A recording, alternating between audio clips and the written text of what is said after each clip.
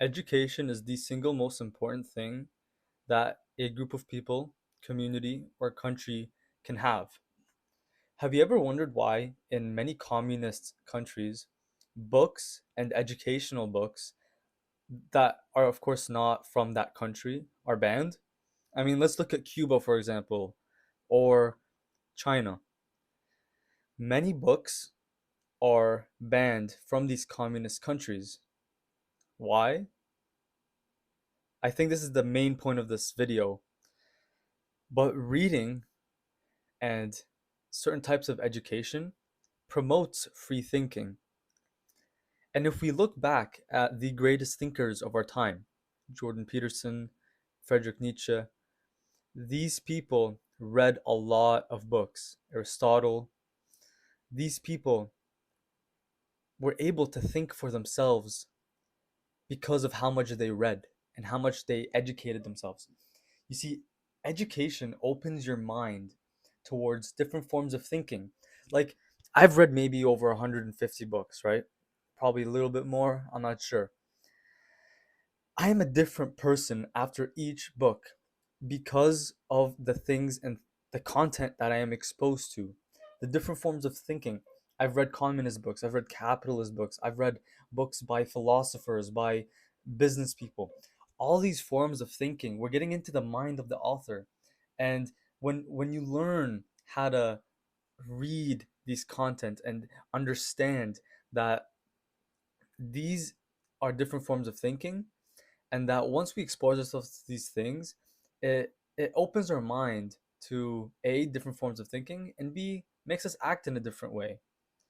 And what these communist countries are doing, I'm just using this as an example. Let's say Cuba, they ban books to avoid a revolution because people start thinking for themselves. People have this free form of thought. They want to have some liberty. They want to change their lives, and that's why we see so many people that have changed their lives as a result of books. If you think about it, a book is just simply expanding on your knowledge. It's expanding and giving you new forms of thought that you did not have before, a new form of expertise given to you by the author. And that in of itself makes a book extremely valuable. And at the rate we're going at, like the amount of books we have today is just insane. And I'm super grateful. I started reading like when I was like 20, 19 years old. I'm super grateful for that. And I just wish I started reading at a younger age because just having that education from reading books is unmatched. Like, yeah, okay, like going to school, learning, going to university. When I was done, I just finished university, but that shit was like, I don't want to say it's like indoctrinating, but you're learning from a teacher, which they have their own forms of thinking.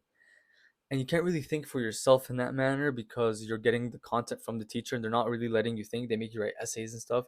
But when it comes to like reading a book and choosing different subjects, like, okay, I want to read like about history, I want to learn about communism, I want to learn about capitalism, I want to learn how this business did this, I want to learn how Walmart grew from a company that was so tiny to competing with Kmart, these big companies. Like, all this is in book form now.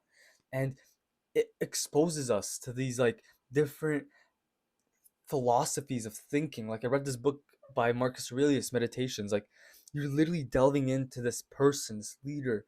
And when we don't have that, and I think I'm gonna end the video soon, and this will be my final point.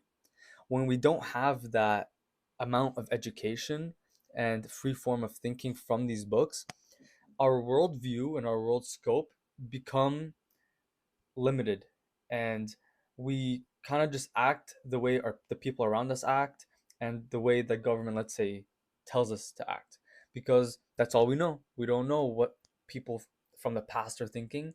I mean, like, you don't know how the rest of the world is acting, what this person did when he grew a company. Like, you don't know this, and that's the true power that lies in a book, and why education is just extremely valuable.